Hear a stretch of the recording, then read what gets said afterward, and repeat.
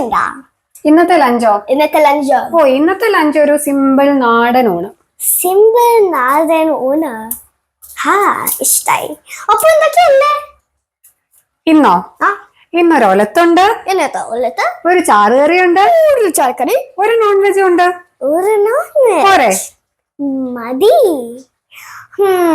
അപ്പൊ നമുക്ക് ഇവരെ കാണിക്കാൻ പറ്റില്ല. അവരെ കാണിക്കണോ? അവരെ കാണിക്കണം. എന്നാ കണ്ടോളൂ ഇന്നത്തെ ഞങ്ങളുടെ ഒരു ലഞ്ച് കോംബോ. ഇവരെന്തായിരുന്നോ? കാണാം.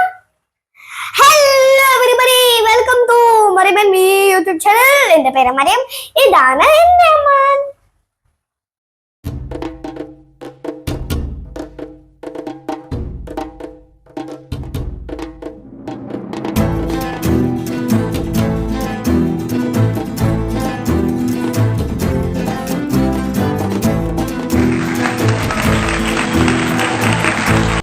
അപ്പോൾ നമ്മുടെ ഉച്ചയൂണിനുള്ള കലാപരിപാടി ആരംഭിക്കുകയായി. ആദ്യം ഞാൻ കുമ്പളങ്ങ കഷ്ണങ്ങൾ കഴുകി വൃത്തിയാക്കി ഒരു ചട്ടിയിലേക്ക് ഇട്ട് കൊടുത്തേക്കുവാണ്. നമ്മുടെ മോരുകറിയാണ് ലക്ഷ്യം.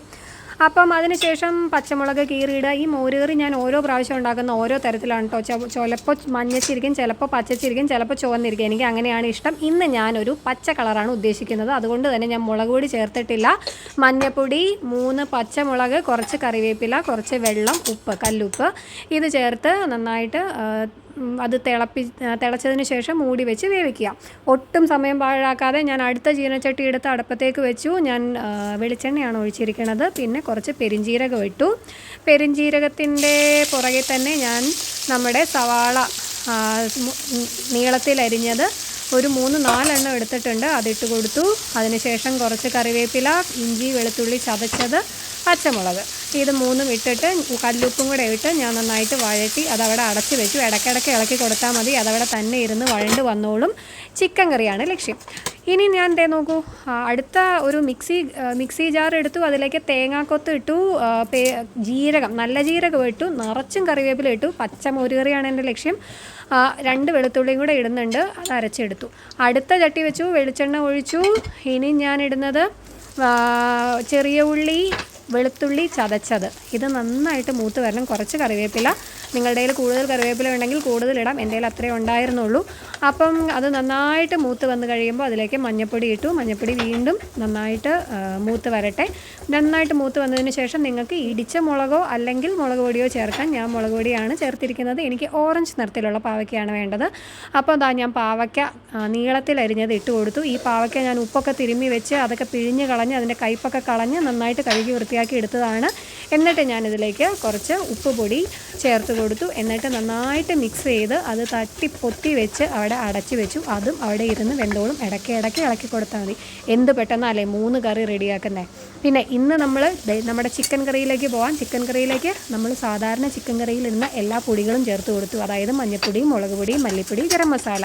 ഈ ചിക്കൻ കറി എന്നും വറുത്തതും പൊരിച്ചതും കഴിച്ചാൽ ശരിയാവില്ലല്ലോ. അതുകൊണ്ട് ഇന്ന് വളരെ ഹെൽത്തി ആയിട്ടുള്ള, വളരെ സിമ്പിളായിട്ടുള്ള നമ്മുടെ സാധാരണ ഒരു ചിക്കൻ കറിയാണ്. സാധാരണ ചിക്കൻ കറിയാണെന്ന് വെച്ചാൽ അതിന് ടേസ്റ്റിന് ഒട്ടും കുറവില്ല കേട്ടോ. വളരെ സിമ്പിളാണ്, ഈസിയാണ്, എന്നാൽ പവർഫുള്ളാണ്, ടേസ്റ്റിയുമാണ്. അപ്പം ഞാൻ ചിക്കൻ ഇട്ട് കൊടുത്തു. എന്നിട്ട് നന്നായിട്ട് മിക്സ് ചെയ്ത് അത് അടച്ചു വെച്ചു. അതും അവിടെ ഇരുന്ന് വെന്തോളും. അപ്പോൾ ഞാൻ നടുക്കത്തെ അടുപ്പിലേക്ക് നോക്കൂ, കുമ്പളങ്ങ വെന്തു. കുമ്പളങ്ങയിലേക്ക് അരപ്പ് ചേർത്ത് കൊടുത്തു. അരപ്പ് നന്നായിട്ടൊന്ന് തിളക്കട്ടെ. അപ്പുറത്തെ ഒരാൾ നിന്ന് എന്നെ ഹെൽപ്പ് ചെയ്യുന്നത് കണ്ടോ. അവൾക്ക് അവധിയായതുകൊണ്ട് അവൾ എന്നെ ഹെൽപ്പ് ചെയ്യാൻ വന്നേക്കുവാണ്. അവൾ ഇന്ന് ഇളക്കിയൊക്കെ സഹായിക്കുന്നുണ്ട്. അതിനുശേഷം ഞാൻ മോരൊഴിച്ച് കൊടുത്തു. തൈര് ഒന്ന് മിക്സിയിലിട്ട് അടിച്ചത് അത് ഒഴിച്ച് കൊടുത്തു. അപ്പോൾ ചിക്കൻ കറിയിലേക്ക് ഞാൻ തക്കാളി വട്ടത്തിലരിഞ്ഞത് ഇട്ട് കൊടുക്കുന്നു. മല്ലിയില ചെറുതായിട്ട് മുറിച്ചത് ഇട്ട് കൊടുക്കുന്നു. അതിനുശേഷം ഒന്ന് ഇളക്കുന്നു. നമ്മുടെ ചിക്കൻ കറി വെന്ത് കഴിഞ്ഞു. എന്ത് പെട്ടെന്നല്ലേ. അപ്പോൾ നമ്മുടെ ചിക്കൻ കറി റെഡിയായി. സിമ്പിളായിട്ടുള്ള ടേസ്റ്റി ആയിട്ടുള്ള ചിക്കൻ കറി. നമ്മുടെ മോരുകറി റെഡിയായല്ലോ. മോരൊഴിച്ച് കഴിഞ്ഞാൽ തിളപ്പിക്കരുത് കേട്ടോ, അത് പറയാൻ മറന്നുപോയി. അപ്പോൾ ഇപ്പം ഞാൻ നടത്തിയിരിക്കുന്ന പ്രോസസ്സ് എല്ലാവർക്കും അറിയാം. കടുക് കടുക് വറുത്തിട്ട് നമ്മുടെ മോരുകറിയുടെ മുകളിലേക്ക് ഇടുന്നു. ചോറ് വിളമ്പി കഴിഞ്ഞു. നല്ല ചൂട് ചോറ്, ആവി പറക്കുന്ന നല്ല ചൂട് ചോറ്, നല്ല ചിക്കൻ്റെ കാല്, അതിൻ്റെ ഗ്രേവി അതിൻ്റെ മുകളിലേക്ക് ഒഴിക്കുന്നു. മോരുകറി ഒഴിക്കുന്നു. പിന്നെ എന്താ, അരികത്ത് ഒരു ഒലത്ത്, പിന്നെ എൻ്റെ അമ്മ ഉണ്ടാക്കിയ ചമ്മന്തിപ്പൊടി. ഇത്രയും പോരെ ഊണ് കുശാലാക്കാനായിട്ട്. അപ്പം എല്ലാവരും ഈ കോംബോ ഒന്ന് ട്രൈ ചെയ്ത് നോക്കുക. നല്ല അടിപൊളി കോംബോ ആണ്. ഉച്ചയൂണ് നമുക്ക് വളരെ സിമ്പിളായിട്ടും ഹെൽത്തി ആയിട്ടും കഴിക്കാം.